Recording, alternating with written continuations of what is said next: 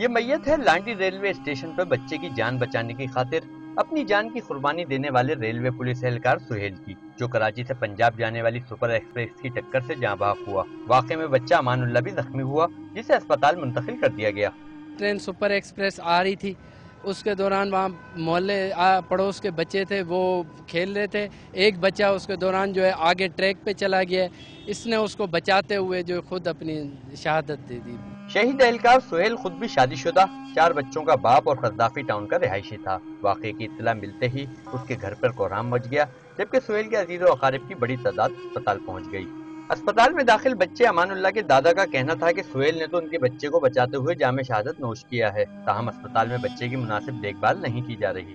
Doctor بولتا ہے کہ اس کے سر پہ خون پڑا ہوا ہے، ہاں کوئی پوچھنے والا کوئی نہیں ہے کہ ڈاکٹر کو بولے کہ بھئی وہ تو مر گیا تو یہ بچہ تو بچ جائے نا۔